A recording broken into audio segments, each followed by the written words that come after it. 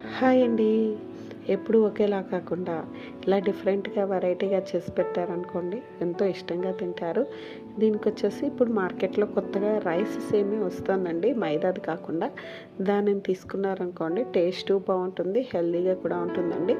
దీనికి నిమ్మకాయలు కూడా కావాల్సొస్తాయి. ఇప్పుడు ఒక కడాయిలో శనగపప్పు, మినపప్పు, ఆవాలు, ఎండుమిరపకాయ, పల్లీలు వేసి వేయించుకోవాలండి. ఇంగువ కూడా వేసేసి వేయించుకున్న తర్వాత ఫ్రెష్‌గా ఉన్న కరివేపాకు, పచ్చిమిర్చి కూడా వేసి వేయించుకొని ఇవన్నీ బాగా వేగిపోయిన తర్వాత ఈ మిశ్రమాన్ని తీసి పక్కన పెట్టేసుకొని అదే కడాయిలో కొంచెం నీళ్లు పోసుకోవాలండి.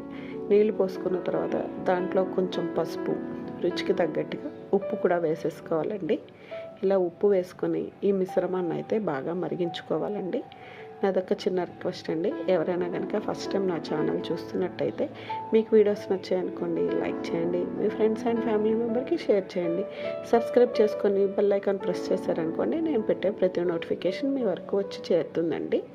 ఇప్పుడు ఉప్పు కూడా వేసేసుకున్న తర్వాత ఈ వాటర్ బాగా మరిగిపోయిన తర్వాత మనం దీంట్లోకి అయితే నిమ్మకాయ పిండుకోవాలండి. ఆ నిమ్మకాయ కూడా ఇప్పుడు కాదండి ఎప్పుడు పిండుకోవాలో చూపిస్తాను. ఇప్పుడు ఇదంతా మరిగిన ఈ మిశ్రమంలోకి ఈ రైస్ సేమియాని వేసేసి ఒక్క 10 నిమిషాలు ఉడికించామనుకోండి ఈ రైస్ సేమియా అనేది చాలా తొందరగా ఉడికిపోతుందండి. ఇలా ఉడికిన ఈ సేమియా ఒకదానికొకటి అతుక్కోకుండా ఉండటానికి ఈ చిన్న టిప్పు పాటించండి. ఉడికేసిన తర్వాత స్టవ్ ఆఫ్ చేసి దాంట్లో చన్నీళ్ళు పోసుకొని కలిపేసుకొని స్టెయినర్లో వేసి వడగొట్టుకోవాలి.